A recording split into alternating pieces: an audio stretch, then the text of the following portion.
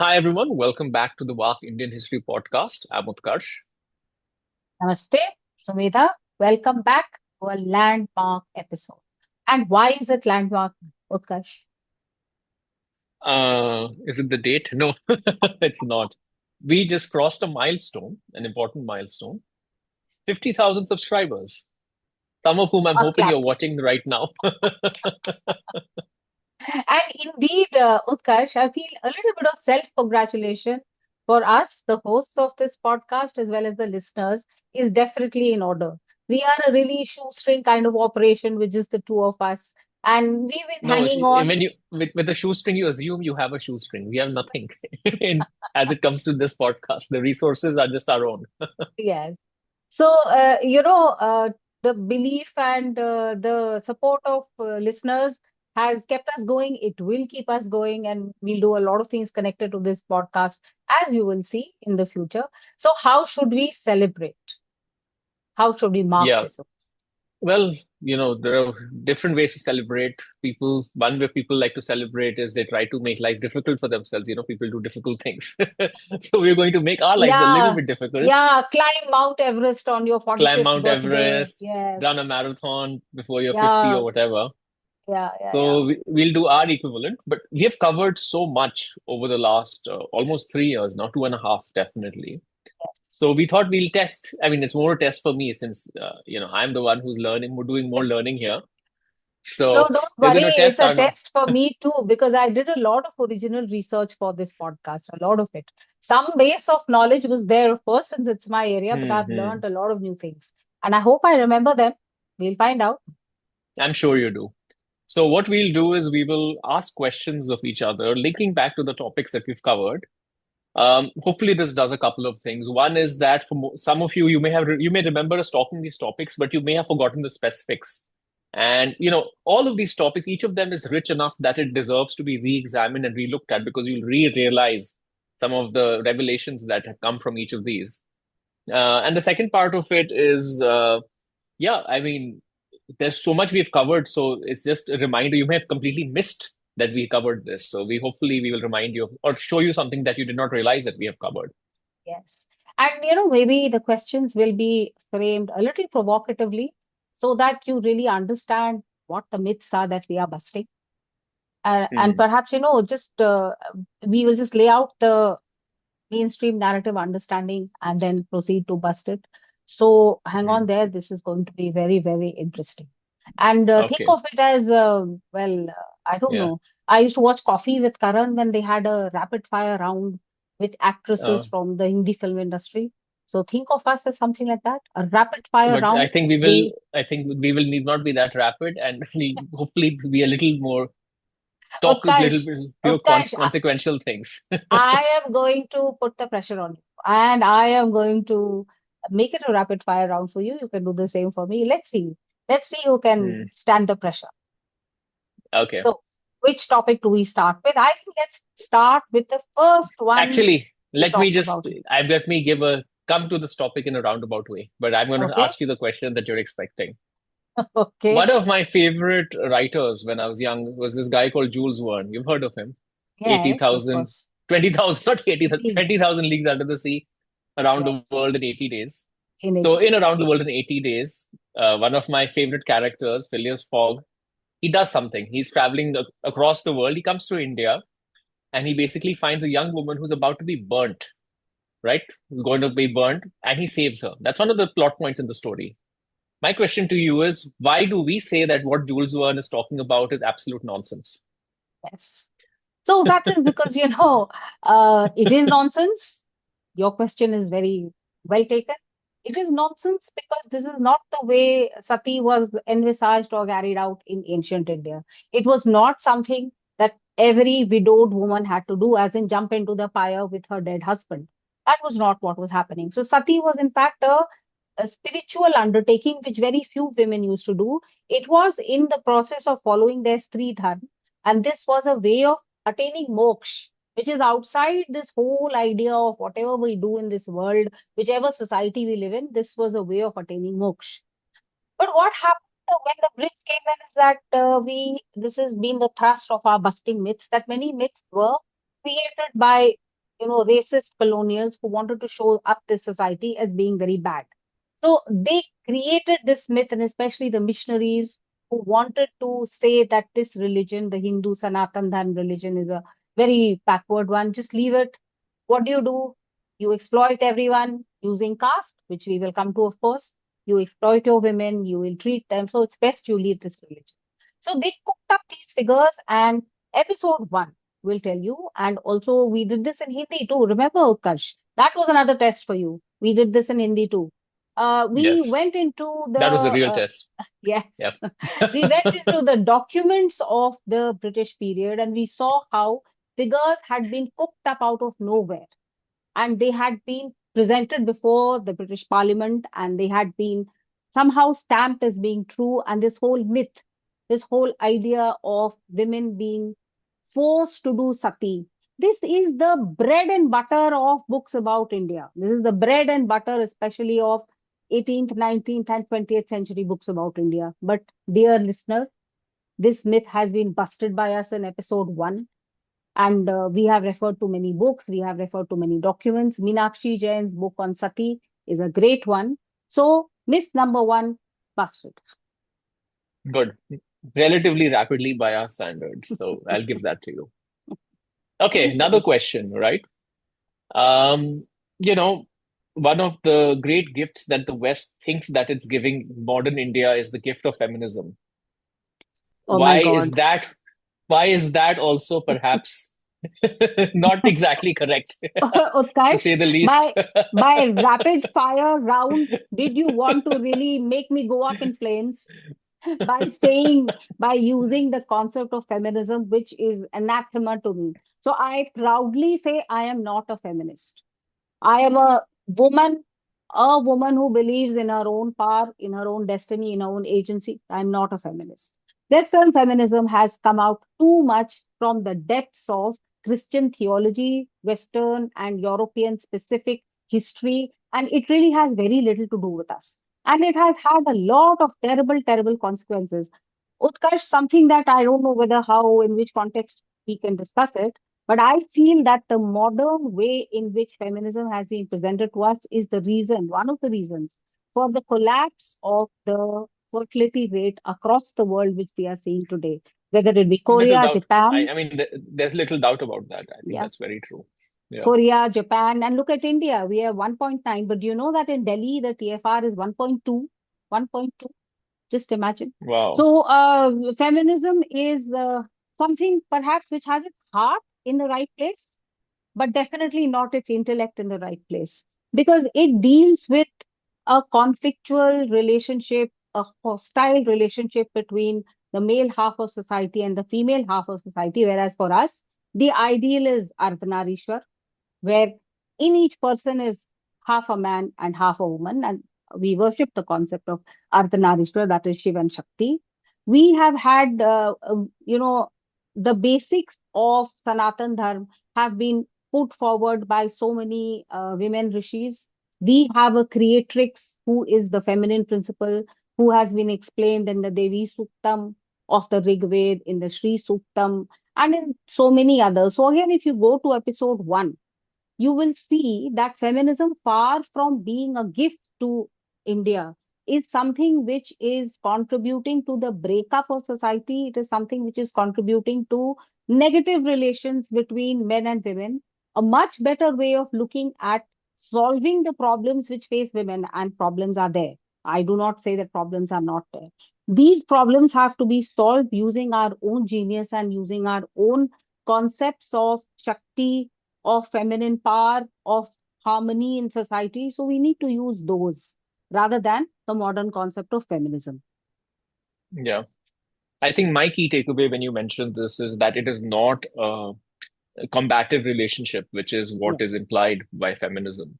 Yes, And it exactly. is, just it's not that way in the culture. I mean, there are certain problems in the culture that have been created over the years for whatever reason. We don't get into that, but the problem that feminism was solving for in the West does not apply because the context in which it's trying to apply it in India is very, very different.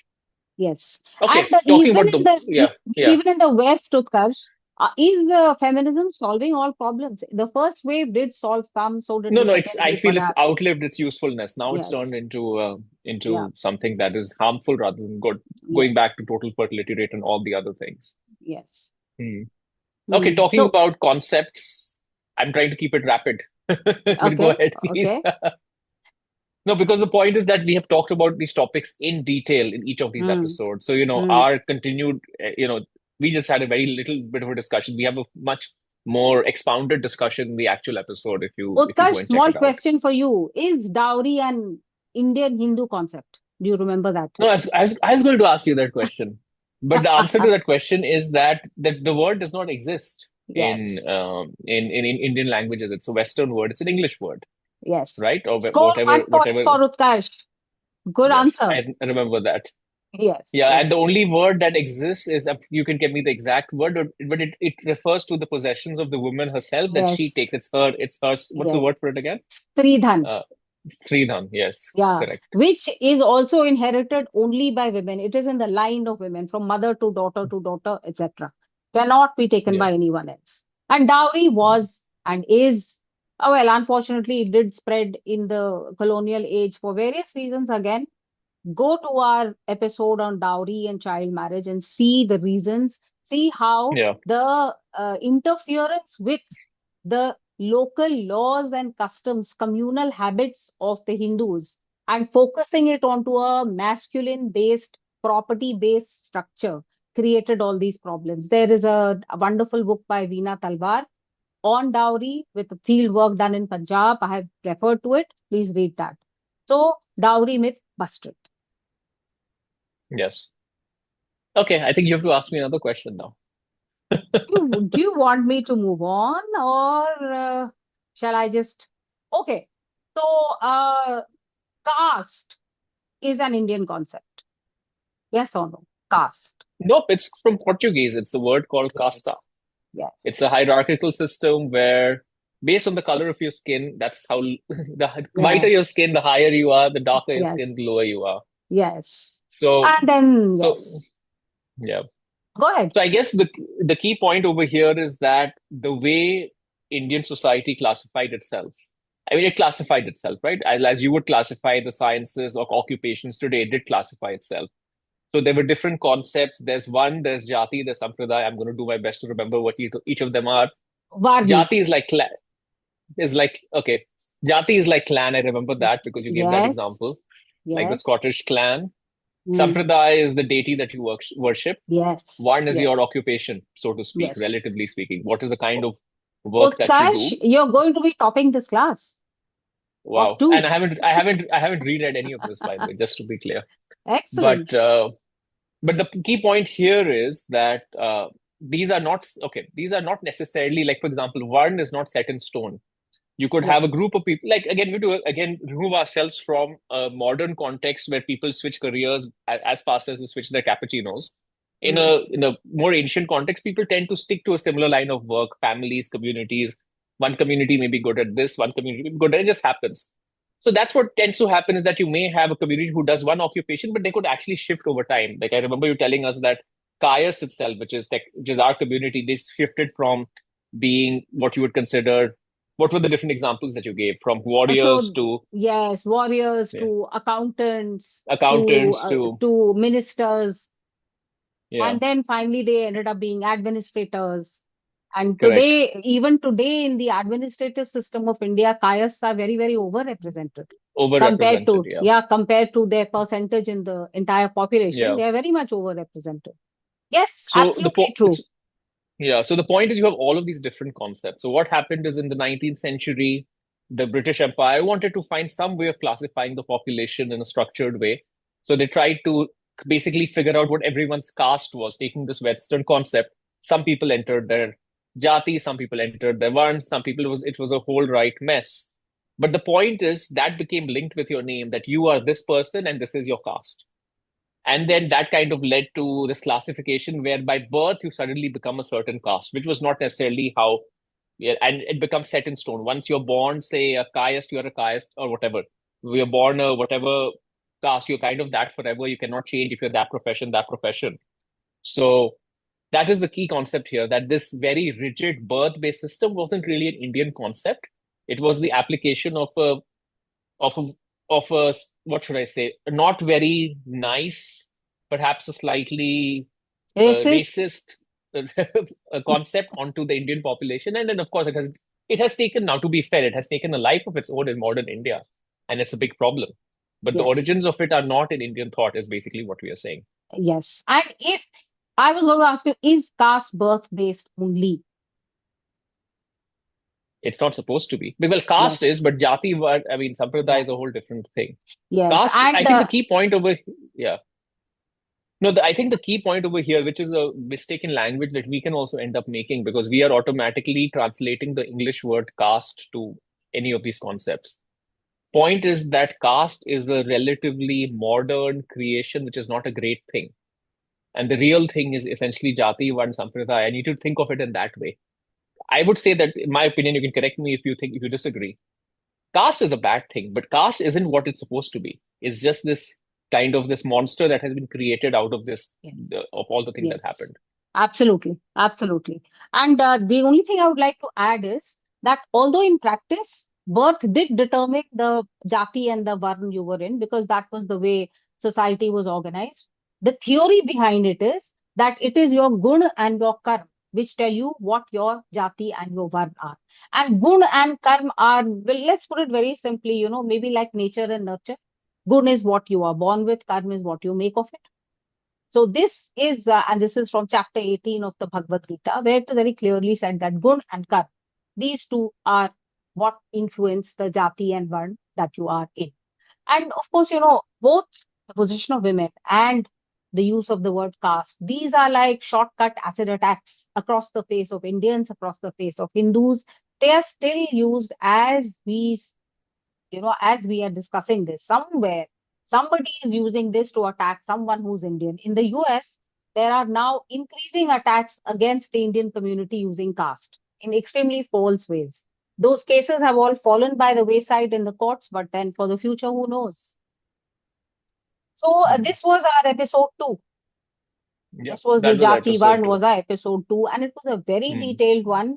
Anyone Hmm. who's feeling tickled by this, please go back again. That topic, that content never grows old. Yep. Okay. Episode three. What was that? What was episode 3? Aha, another one of those It's where chestnuts. we talk about German men with mustaches in an Indian history podcast, but it's true. Yeah, the ones who I So am very fond of calling dead white men. yeah. No, no, I was talking about one particular very famous German man with a Dead very white famous man. mustache. And With a very and famous mustache. who is also a dead white Yeah. man. Yeah. Okay. Okay, so do you want to ask me a question? Should I ask you a question? How do we do this? So let me ask you something. Yeah. If I say that the Aryan invasion theory is not correct, then I am just a very extremely rabid nationalist or Indian. What would you say to that? Is there, do I have any evidence on my side, or I'm just an acute nationalist who can see nothing to the left or to the right? I can just see my own misinformation. I would say that it's the opposite. If you believe in the Aryan invasion theory, then you believe in a racist theory that good ideas can only come from one part of the world, which is the West, which is literally how the Aryan invasion theory got created.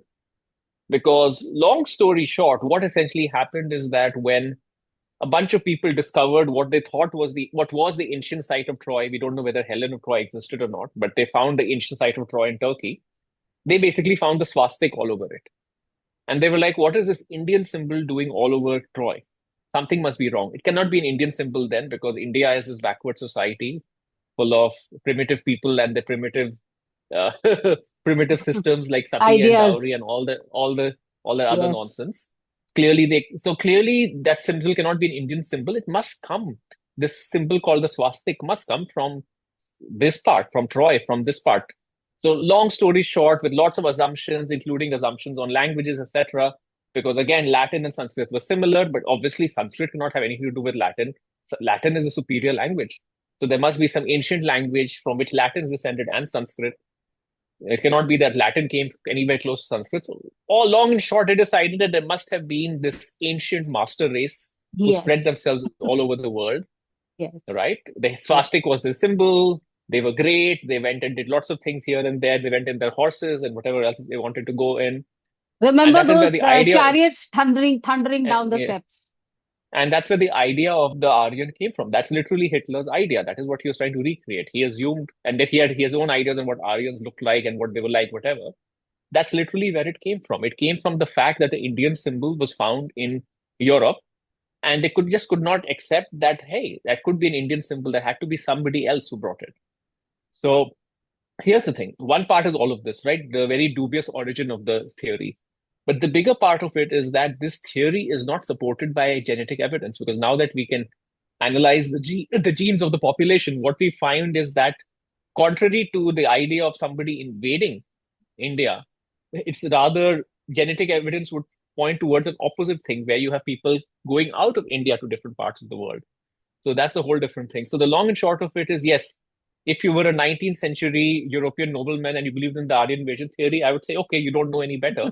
But today in 2026, please look it up and know a little bit better. And cease and desist. So I just want to add one thing, Utkarsh. When we did our episode, we had discussed the fact that certain genetic material from Rakhi Garhi, which is in Haryana, had been found Hmm. and it was going to Hmm. be analyzed. And we had said we would discuss the results Yeah, of it's been the 2 years since the episode. Do we have the results? yeah, 2 years is a long yes, time to yes, wait. yes, yes. We do have the results. And this was a paper which was published in the Journal of Biosciences by Dr. K. Thangarajan and Neeraj Rai. So it was called, and there's another paper which is called Rakhigadi Genome, which was published by Vasant Shinde. This is the one that we were talking about. So what are the results? First, what was the sample? There was a 4,005-year-old, 4,500-year-old female skeleton found in Rakhigadi, and this one yielded authentic ancient DNA. 100 Hmm. sequencing attempts were pooled, and the study found the following things. One, there was no step or pastoralist ancestry. Remember those chariots thundering down from the steps? They have to Hmm. remain Hmm. in the Hmm. fervid imagination of Hollywood because they did not exist. There is no step ancestry in this Rakhi Gadi female. There is no Iranian farmer ancestry. The idea was that agriculture started in the Fertile Crescent and then was brought by people over here. However, there is no genetic input from Iranian plateau for farmers either. So it overturned the model that Indus farming arrived via migration from the Fertile Crescent. Therefore, farming was indigenous. And the biggest thing, that Harappans are the largest single source of modern ancestry across the Indian subcontinent. Across the Indian subcontinent. So remember what we discussed, the so-called ANI and ASI, that the North Indian and the Hmm. South Indian genes are somehow different. That myth Hmm. has been completely busted by this lone Rakhigadi lady who lived 5,000 years ago. So there is no ANI and there is no ASI. Everyone, and it's mostly say about 30%, around 30% of ancestry inside everyone who is from the Indian subcontinent is from Harappa.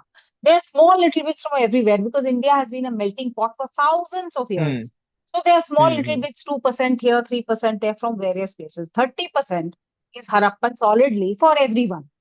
So what does Hmm. this Hmm. bust? It also busts that Dravid story of North Indians and Hmm. South Indians being different, the Hmm. Aryans coming Hmm. in, pushing down the South Indians. So Hmm. the Hmm. Harappans or the Saraswati Sindhu civilization was an isolated indigenous population. It represents a Hmm. deep indigenous South Asian lineage with no foreign Hmm. founding population, not derived from Hmm. anywhere. And this Hmm. a particular paper of Shinde concludes that the similarity between the Rakhigadi individual and some Indus periphery groups found across BMAC and Iran sites is because of movement out. So this is the OIT theory. And Hmm. this is something which now everyone has accepted, that there was no input at that time. So 1500 BCE, the Aryans coming in, etc., and Hmm. composing the Rig Veda, all that is thrown out of the window. However, Hmm. one caveat is that there are evidences of inputs from different parts of the world around 2000 years ago. So there has Hmm. been, it appears, out of India, and then a kind of, exchange of population. And Utkarsh, Hmm. now I would like people to refer to the episode that we did on Iran, where we had Hmm. Hmm. spoken about the Quranic and Vedic stories about how populations went out. The first 12 Hmm. Adityas, who are supposed to be the populators of, uh, according to Indian thinking, how some of them went out and then some of them came back. So kind of fits in pretty well with a lot of the other things that we are looking at. And the Hmm. thing Hmm. is that the Vedic and Puranic stories have never been put to the scientific test, scientific in inverted commas, like say stories from the Bible, or Oedipus, or the Odyssey or the Iliad. Even Hmm. went around digging to look for things.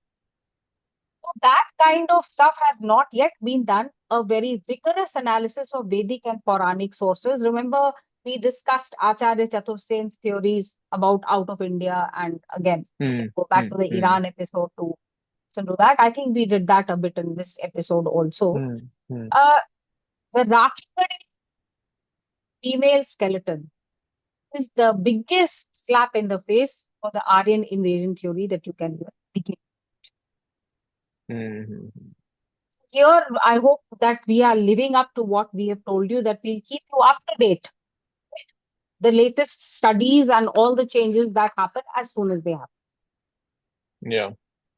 No, this is important. I think we should probably do another episode, updated episode on Mhm. this as well. Because this idea of this step ancestry, it's so rooted in so many people's thinking, right? So I think it's important to do an episode. I'm surprised again, but again, it's about the powers that be, it's about the agendas that are important. So it's important, I think, for us at least, to cover this particular piece of news. Yes, I think we should. Yeah.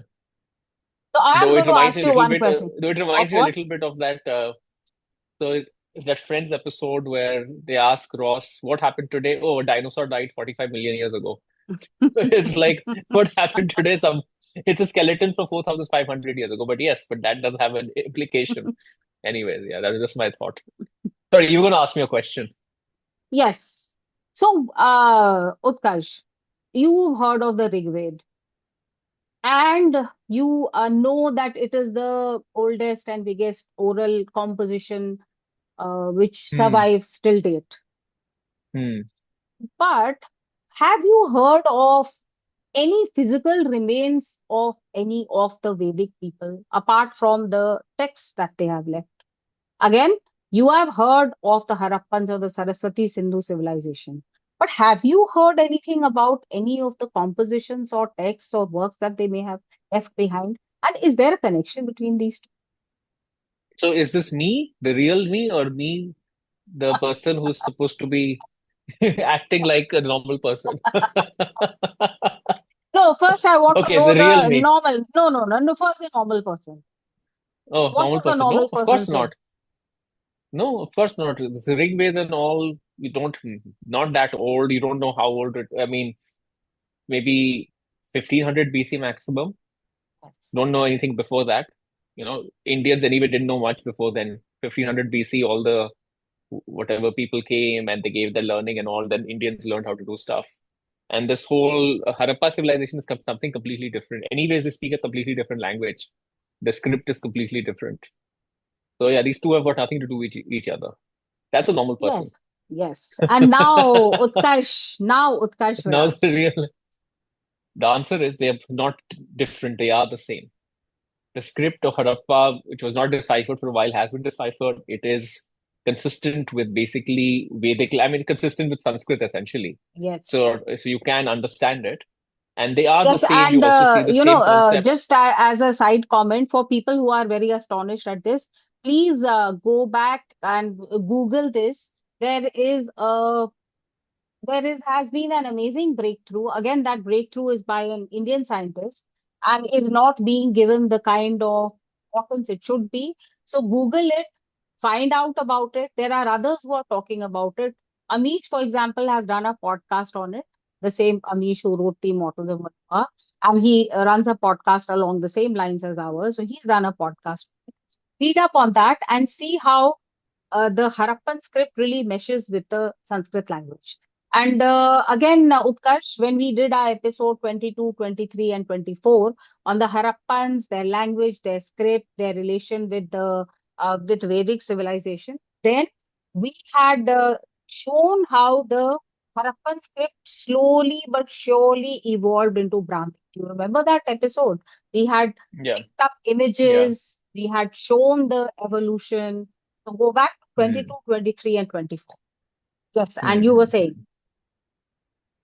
No, I was just essentially saying that. So the point is that they are the same civilization. There are consistent concepts as well. I think you were mentioning that you have a was it a Shivji figurine as well that you can yes, see proto yes, yes. Shivji that you can see in Hmm. Harappa as There's well. a seal where Yeah, Shivji is yeah, sitting in a yogic posture.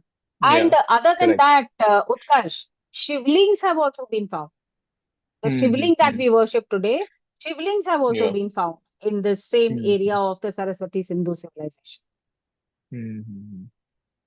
Yeah. So the point is that one of the typical issues that people had with seeing how ancient essentially Indian civilization, a lot of it unchanged, is that there was a lack of physical evidence. And yet, on the same side, you had this Harappan civilization with reasonable physical evidence, but seemingly different.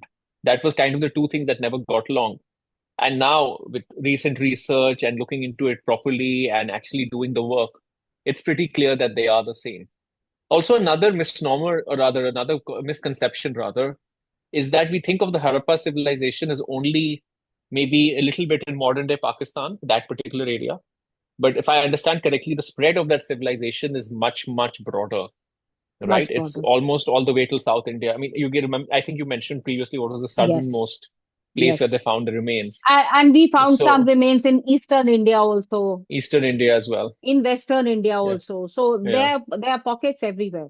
And again, yeah, episode 22, 23, 24 will tell you yeah, a lot yeah. about all this. See, And why this is is this? also a Yeah, developing story.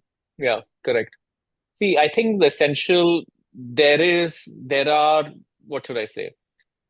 Existing vested interests for which the idea of India being a concept, an ancient concept, versus a nation state brought together just 70 or 80 years ago. People would prefer that India was a Yeah. disparate group of different things. Somebody conquered or did it then, this and that. It wasn't a single civilization that is continuous because Utkarsh, that would, that famous Brit quote that there were a few kingdoms scattered along railway lines and the British brought them all together and made them India. correct, correct. So, so, and you'll see this when we talk the science maths bit as well.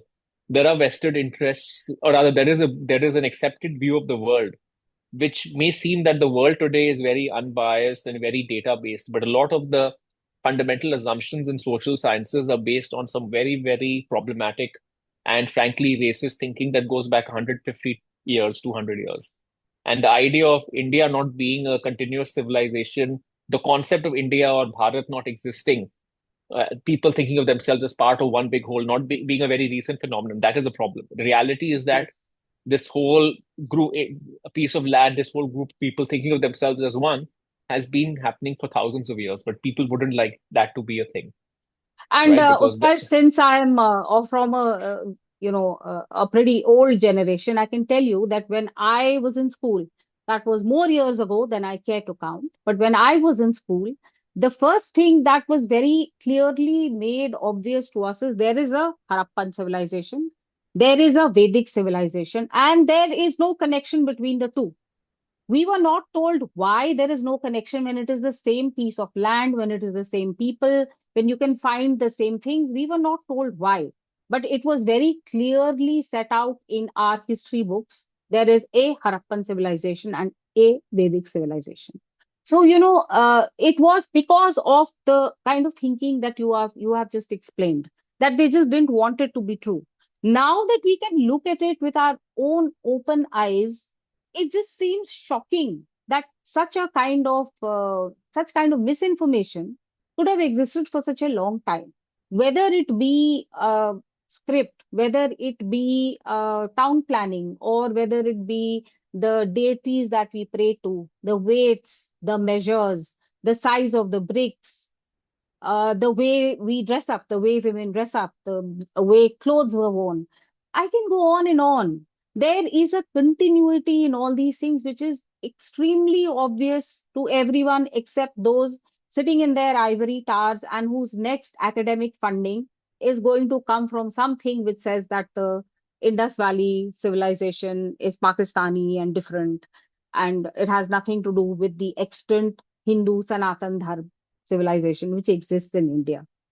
So it is like, suddenly taking off your dark spectacles and looking at a very clear scene. So today it all seems absolutely clear, but 20 years ago, 30 years ago, 40 years ago, there was so much ink spent on this that God knows who the Harappan people were. Who knows who they were? We don't know who they were. And then they said there were no horses or chariots found in Harappa. Of course, we have discussed the Senoli findings also, which are just about 5, 6 years ago, where horse-driven chariots have the remains of horse-driven chariots, and a female warrior and a male warrior have been found in Senoli, which is in Uttar Pradesh. So slowly, all these myths are being busted by evidence. They are not just being busted because today we feel we are powerful enough to say what we want and the white master will not slap us down. It's because evidence says so. And we just Yep. going where the evidence takes us. And we are trying not Get to it. be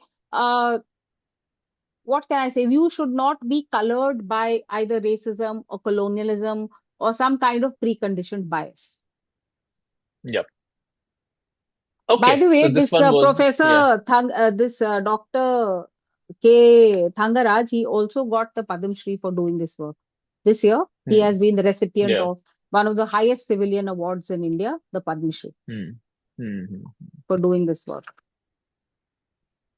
So people watch 22, 23, 24 again if you want to know more Hmm. about this. Yeah. And Utkarsh, we will revisit this topic also. There's a lot which is happening. Okay. Many new discoveries are coming up. Some of Yep. which we have been looking at when we looked at iron and steel in India. But I think I'd like to do Hmm. some more. Okay. Okay. So now we'll switch to another topic. Okay. And it is to do with one of my favorite subjects in school, maths. Yes. But So where do we begin? let me Where do quiz we? you. Let me quiz Oh, you on let, math. oh, I should have said one of my favorite subjects. Wrong, Yes. wrong, wrong claim to make. Wrong claim to make. So, Utkarsh, the Arabs of Baghdad were brilliant mathematicians, and they have set the foundations of modern mathematics as we know it. Yes or no? And, I'll give you some names and you can tell me whether they are the ones who have set the foundations of mathematics. So, Al-Khwarizmi, Al-Jabr, all these men from Baghdad, were they brilliant mathematicians who conceptualized original and basic concepts? Well, these folks from Baghdad, they were definitely good at one thing, which is that they were good at transmitting knowledge that they took from one place and Yes, across the continent to the other side. yes, So a lot of the concepts that are given, let me say the most famous example, the numerals, which are called Arabic numerals, though I will note that Wikipedia has finally started calling them Indo-Arabic. Hopefully it'll become Indian soon enough because that's the truth of the origin. Uh, numerals which were for the longest time called Arabic numerals are not Arabic in origin. But yes, it was transmitted to Europe via Baghdad because they transmitted information. It used to go from Was it Baghdad or Toledo in Spain, or where? Yes, Which was the place? exactly. Was it Toledo? Yes, yes, it is Yeah. Toledo. So I'm happy to see that the maps which I used to keep producing episode after episode have stuck with you. No, the only reason I remember the name Toledo is there's a car called the Seat Toledo. Let me be very Okay. honest. But that's why I remembered it. Okay. That's my car mate. But the Disappointing. map worked. Disappointing. But the point is this, that the numerals, you can see it. You can see how numerals are written in Hindi, or you can go back to seeing more ancient representations. The modern numerals, English numerals, are basically Indian numerals. That's one thing. But it's much deeper than that, right? The whole, I feel for me, the fundamentally, we think of some very breakthrough concepts that man has done, right? We think of fire, wheel, these are the concepts. I think one of the most breakthrough concepts that people don't realize it because it is so ubiquitous in the world around us is the concept of zero. And the idea of using nothing to do so many things. You add 10 zeros at the end of a number, that number changes in a magnitude you cannot imagine. It enables algebra, it enables so many different things, right? That Zero entire and concept, one binary system. yeah, binary And the system binary system is, that enables yeah, computing today, right? yes, yes, The yes. the point is that there are 2 points of this. One is that all of that, it's an Indian concept, right? It comes from here. So basically, modern science, math, anything is not possible without this concept. But more than that, the reason it's an Indian concept is because of the underpinnings, you want to call it metaphysical underpinnings, you can call it philosophical underpinnings of Indian thought. It Yes. is literally how reality is perceived, which is where the whole idea of zero comes from. So that is the whole thing, right? It cannot come from an Abrahamic system. In fact, the Abrahamic system struggles with the idea of zero. They were suspicious of it for the longest time. I remember you telling me that they didn't want to use it because it can be so powerful. You add 10 zeros to a check, it changes the thing. But the whole idea of zero and the ways in which can be used is a very Indian way of thinking. So that is, I think, one key takeaway that people don't realize. We take zero for granted. We cannot think of it as an innovation, but it is a massive innovation. And yeah, that was one of the key takeaways. And then, of course, we had the very nice The story.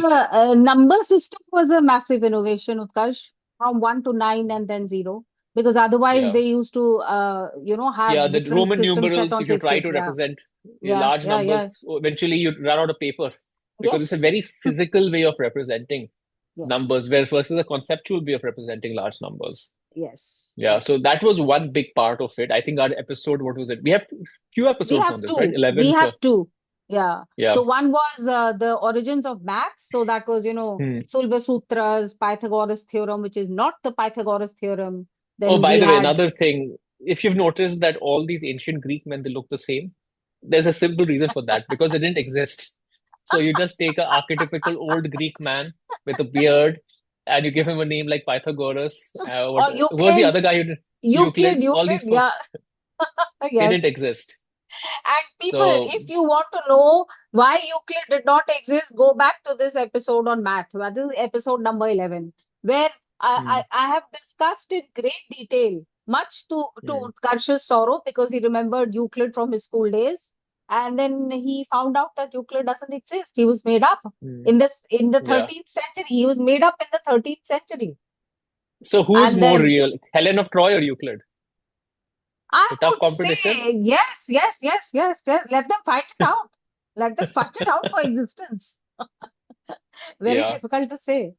So, So we there were, discussed in yeah. episode 11 the Sulba Sutras, Pascal's Hmm, triangle, Fibonacci sequence, which are hmm, all wrong. It should be hmm, Pingal's Chanda Shastra. It should be the Meru hmm, Prastar. Then the idea of Brahmagupta's Brahmasput Siddhant, which gives quadratic formulae, etc. Let me not go into hmm. details. But the big one, Utkarsh, calculus.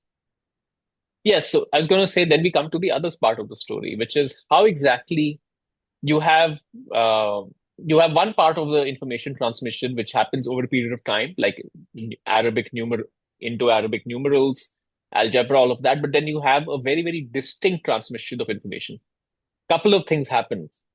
One is that two gentlemen in Europe suddenly discover this idea of calculus independently of each other, and they change the world, right? Newton and Leibniz. Secondly, what happens is that the The church, which was struggling with how to count time and was struggling with how to figure out which is the right time for Easter every year, suddenly they managed to completely reinvent the calendar and make it accurate. A calendar that is so accurate that we use it even today, right? The Gregorian calendar, Pope Gregory, whatever number he was. Well, guess what happened? What happened is that a very nice sea route opened up between India and Europe at that point in time. And suddenly you were able to have folks in Europe who were somehow reasonably informed scientifically, who came to in India in search for scientific concepts and tools that they could use to improve their lives back home in Europe. And this is why you will see the details of how you, I forget what are the name of the two Indian mathematicians whose proofs correspond to Ma Newton and Madhav, Madhav, Madhav. Madhav, So and there was another one, right? no, There were two. no, no. There are many There were actually in the Kerala school. there are many, yeah. There are many in the Kerala School Kerala of Math, school. Yeah, but the yeah. main person is Madhav. So today, some people do call it the Madhav Leibniz series, the Madhav Newton series, and the Madhav Gregory series. Because Hmm. Leibniz, Newton, and Gregory did the pi by 4 power series and octant series. So now Hmm. Madhav's Hmm. name has been added to that. Actually, Yeah. Utkarsh, the Kerala school goes back many hundreds of years. And in that Hmm. Hmm. episode on calculus, I had traced back the names of all of them. So you can go to Yeah, there was a episode long 12. list of the Yeah, mathematicians. Yes, exactly. episode 12, I think. Yeah, Episode 12, correct. right? Yeah. Yeah, So episode 12. episode 12. And we had focused on the work of G.G. Joseph, C.K. Raju, Bhaskar Kamble, about how specifically calculus was carried to Europe via the Jesuits from Hmm. Cochin to Portugal. And there was this person, two persons, Matteo Ricci and Christopher Clavius, who are kind of the slightly smoking guns. Go back if you Hmm. want to know the mystery behind these two Jesuits. Hmm. But Hmm. Hmm. today it is more and more accepted that yes, calculus did find its origins in India. But of course, they Yeah. are not willing to admit that Hmm. Hmm. the Jesuits took it from India Hmm. to Hmm. Europe. That they are not willing to admit. Um, let's see. One of these days, truth will be too much for them, and then they'll have to admit it. Hmm. Yeah. Calculus solved the problem of navigation, which Europeans were again struggling with. And to that Hmm. extent, what they stole, they used for their sea navigations and for a lot of colonization. So they used Hmm. this tool for evil, for Hmm. spreading Hmm. imperialism, colonization, and racism across the world. Hmm. Hmm. So to that extent, well, one wishes that they had not stolen it, Utkarsh. The world would have been a Hmm. different place. Yeah. Yeah, that's actually one interesting way of looking at it. That was a big enabler It was a for big them to enabler. do. Yes. Yeah. It was a very big enabler. And if they had Hmm. not managed to do this, but then this has been the USP of Western civilization, Utkarsh, stealing concepts from other civilizations and then using it in a very, very exploitative and powerful way to gain their own ends. So calculus had been known and sea navigation had been going on in India as well as China for thousands of years, but they did not think of colonization. You know, the first Indian voyages and the first Chinese voyages were at the time when, well, more or less, Europe was living in caves or shelters. Hmm. But they Hmm. did not think of colonization. It is the Hmm. Western Abrahamic idea of Hmm. appropriation, of taking over, of ownership, of exploitation, which takes all these concepts and uses Hmm. them in a Hmm. very different way Yeah. and Yeah. not in a very positive way for the world. Hmm. Yeah. So, anyways, those episodes cover in detail how the information was transmitted, who were the mathematicians in India and the Kerala School of Math who invented those concepts, or rather refined those concepts. And I think linked to this episode also is the parallel episode on time and calendar because it's very interlinked. Does Can all of I this just happen? say one more thing, Utkarsh? Yeah. Because Go we ahead. Go like to ahead. talk about developments as they happen. So, one Hmm. of the most brilliant mathematicians and historians of maths in India, Professor K. Ramasubramanian of IIT Bombay, has now written the definitive book on this, on Okay. uh, the magic ratio and calculus, in which he not only does he talk about the exact concepts, how they traveled, but the entire metaphysical, philosophical system behind it. So we had referred, as I said, to Kamble, Raju, and Verghese books. But we Hmm. will do, after I read that book, that it's just come out a couple of weeks ago.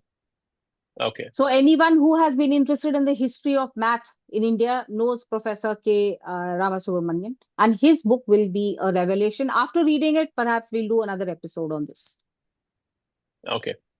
Okay, that makes sense.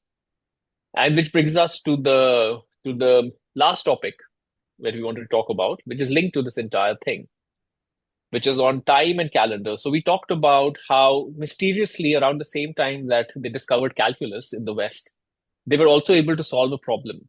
The problem that they had is that they used something called the Julian calendar. Was it the Julian? No, after Julian was called something else. I forget what Julian, they. and then It was a Julian was Julian changed to calendar. Gregorian. Yeah, yeah, Greg, yeah. So they used the Julian calendar. The Julian calendar was uh, very blunt instrument to say the least. It didn't really work properly.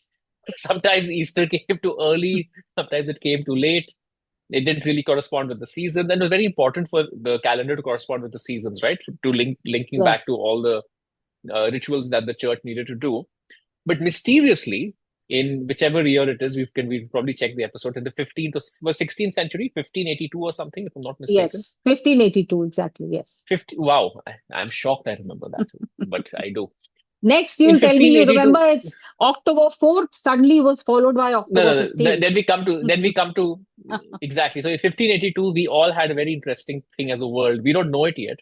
We've been waiting for the time travel machine to be invented, but little did we know that the whole world did time traveling in 1582, and they went straight from October 4th to October 13th. Is that right?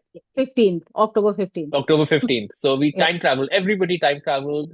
Biggest time travel machine ever. Why did that happen?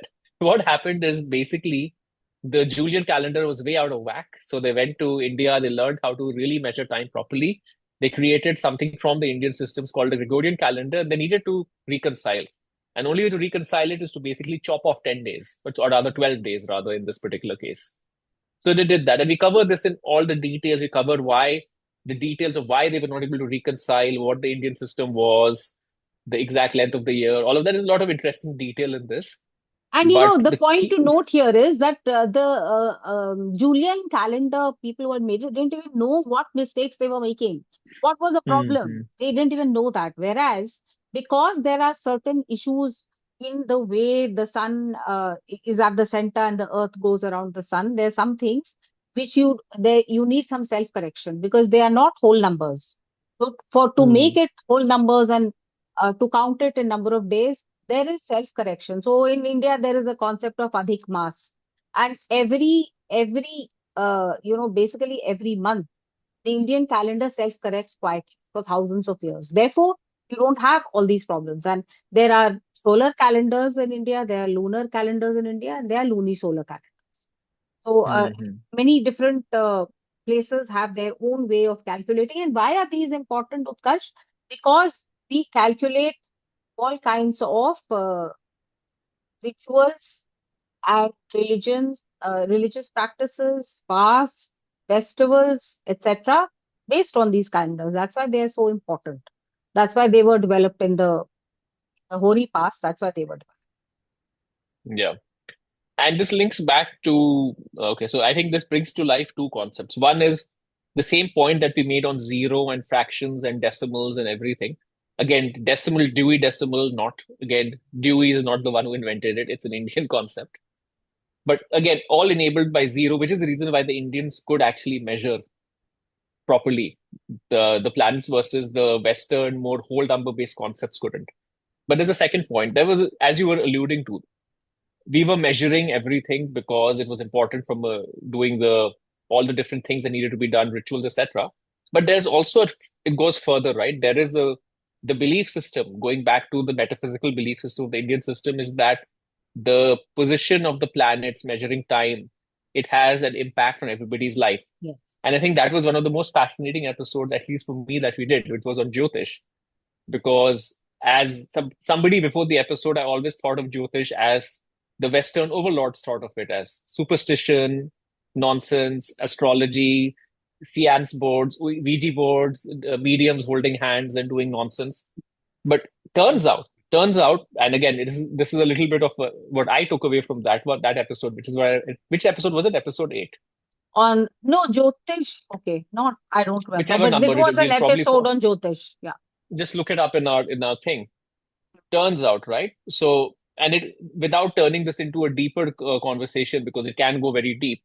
The fundamental belief that that you have in Indian thought is essentially whereas in the West you have got the primacy of matter and consciousness emerges from matter. In Indian thought, it is consciousness is prime and Yes. matter it comes next.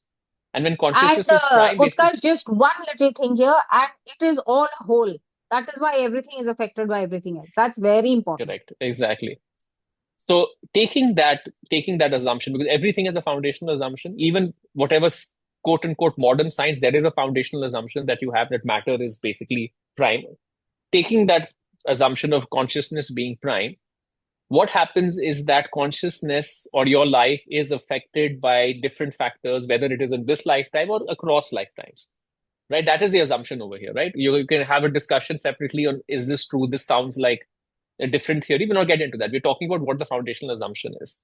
The key thing here is that the position of the planets and the movement of the planets affects your life in certain ways. And what they actually did is they actually sat and measured this. What is the impact? What happens if this planet moves here? That does this, does that. And they measured it across a long period of time, across many, many, many different people. And they created something that you would recognize as a modern person as a predictive analytical framework, which is to say that if this happens, we predict this is likely to happen. It's like doing any sort of Yes. analysis, right? Yes. Yeah. So Probability, probabilistic. and So yeah, yeah. yeah. So whereas while you might think of Jyotish and all of this as somebody reading your hand or looking at your face and predicting next tomorrow something good or something bad will happen to you, here it's not as definite as that. It's more of an analytical framework which tells you that, hey, based on what we can tell, based on who you are and based on what's going on with all the planets, this is what you should watch out for. This is what are the tendencies, the probabilities of things to happen. So that's kind of how it is. It was very interesting. So I highly recommend that episode because it will make you look at this entire concept in a different way. And it'll also make you realize how it has been misunderstood. And because, again, going back to the same racist assumption that this primitive people with their primitive superstitions, right. So you have to see kind of why that has got distorted and that turned into all of this pseudoscience and all the nonsense, new world religion, whatever else people created, right? New age movements. It turned into all of that because of that assumption, that racist assumption at the bottom of it all. But you have to go and examine the root of what it is, ignoring the bad actors, ignoring the charlatans. You'll see that there is something there based on very, very clear data and assumptions, and it's not promising anything to you. It's not promising to tell you your future. It's just giving you a framework by which to analyze how the position of the planets may affect your life. That's basically, did I cover it Yes. correctly? Yes, absolutely. I would just like to add that Jyotish here, the Jyotish you were talking about, that is Phalit Jyotish. That is the Hmm. predictive Jyotish. There is also Jyotish, which is the Vedang, which is astronomy and timekeeping, from which, of course, Phalit Jyotish also comes. But this astronomy and Hmm. timekeeping is Vedang, and it is one of the tools which was invented to understand the Vedas. So that care of the calendar, timekeeping, the idea of the different yugas that we have, then the idea of the panchang, that is how to delineate every day, seasons, etc. One thing that we have not covered, Utkarsh, in this is prediction of weather. We have not looked at that topic at all. But connected with this Jyotish and understanding of astronomy, etc., was the idea of also predicting weather, predicting the monsoon. Hmm. And Hmm. it is Hmm. also, some people say that if you look at the Panchang, you may be able to predict the monsoon as well as the modern Met Department models of today. So that Hmm. also could Hmm. happen. The interesting thing about us is, Utkarsh, we are the civilization which has thought on the largest scale possible. What is that scale? We talked about the four yugas, one Mahayug, Hmm. then the Oh, yes. Manvantar, the Kalp, and Brahma's day. The very interesting coincidence, should I call it coincidence or something else, is that uh, if you look at uh, the numbers which are there, those numbers correspond to the age of the earth. If you look at the if you look at one yug, 4.32 billion, yes, something like that, right? Yeah. yes, yeah. So 4.32 billion is also, it is one Mahayug, which means Hmm. that it contains all the four yugs, Satyug, Treta Yug, Dwapar Yug, and Kali. So it contains Hmm. all of these. It is 4.32 billion, and that is also the age of the earth. So, well, one day of Brahma, this is one day of Brahma, 4.32 billion years, which is roughly the date of the earth. And one day and night of Brahma is 8.64 billion years. So the age of the universe in modern cosmology is 13.8 billion years, which is 2 days of Brahma. And the cyclical creation, dissolution creation model parallels the modern Big Bounce cosmology. So no other pre-modern tradition comes close to this kind of sophistication in understanding and setting out these big numbers. So we had the famous Carl Sagan in my days talking about the cosmology of the Hindus. You can go back and look at Carl Sagan's videos also. They're still quite interesting, although a little dated, but still quite interesting. So, this was a Hmm. huge thing. Look at the world around you and try and make sense of it in terms of time, understand relations. And Utkarsh, do you remember one line that we pursued in one of the latest episodes that we did on fingerprinting and understanding the lines on the hand, and also Hmm. the temple still looks at the nadi and which predicts a lot of things depending on your fingerprint. So that mixes up so many of the concepts that we are talking about right Hmm. now. It uses so Hmm. many of Hmm. those concepts. That is the episode on Hmm. fingerprinting, which of course we Hmm. may discuss later, but it is a good offshoot of this Jyotish Hmm. episode. Hmm. Hmm. Good. So we Utkarsh, have, this I was not think, very rapid. This was not no, rapid fire. my target was to cover everything within an hour. We have just overshot it a little bit. So that's okay. For I eight was topics or I whatever was number. thinking of pelting questions and getting answers, pelting questions and getting answers. Maybe But I not. think the thing with all of this is that everything requires context and setting because in everything that we are talking about, we are asking people to essentially re-examine beliefs that have not just been closely held, but are a fundamental part of how reality is made sense of, right? And we're asking them to re-examine it and then look at it in more detail. And that takes time. It's difficult to say, and there's often resistance because that is probably one of the reasons why exploring this topic may result in somebody calling you whatever jingoistic or nationalist, whatever, because it does appear to be making life assuming things for the sake of it, right? Just to fulfill some sort of agenda. But the reality is that facts, as far as you can tell, do not lie, so you can see what it is. This is not built on some dubious hopes and dreams. It is built on actual hard data, hard facts. But And yeah, it that does is the take time. USP of VAK Indian History podcast. Evidence-based history without Yeah. any misconceptions and without biases. Mm-hmm.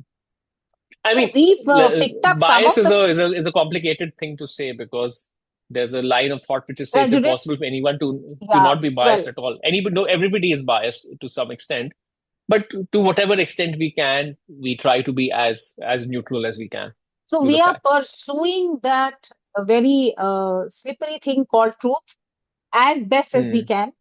And Yeah. the original truth, well, nobody has reached that. We are also pursuing it. That's a very Hmm. difficult thing to reach.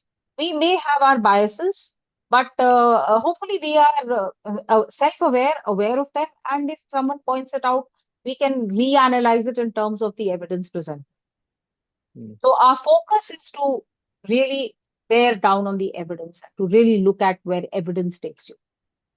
Yep. We've Absolutely. picked up some of the questions that we have dealt Yep. with in the past 2, 3 years. And maybe we'll Hmm. do more of this, Utkarsh, because of course we have not been able to Yeah. do Yeah, and I everything. highly recommend to check out any of these topics. Check out the episode again. Even if you heard the episode 2 years ago, I guarantee you, if you hear it again, you will probably pick up something different or just be reminded of something that you Yes. found interesting even 2 years ago. So do check out all the episodes. Episodes on Devi worship, Sati and gender, on caste, Vanjati, on science, math, and technology, on calendars, astronomy, Jyotish. These were the ones we covered. But Aryan these are invasion but theory. and the Aryan invasion theory. How can I forget? So these are just what, maybe 7 or 8 episodes out of the, or maybe 10 episodes out of the 50 that we've done. How many have we done now? I've lost count now. Yes, somewhere around Uh, 50, I think. 50. Yeah, correct. Yeah. Around that number. Good. So here was the rapid fire round where we interrogated each other, and I think we came off pretty good, pretty well. We remember what we've been speaking about, and Mm, we can add to it. We will keep mm, adding to it because remember, we are at a very exciting phase when new discoveries, new technologies, new ways of looking at things are redefining history. They are redefining mm, itihas, and mm, we'll keep mm, bringing it to you. We'll be there with you mm. next time with another interesting topic. Till then, namaskar. Take care.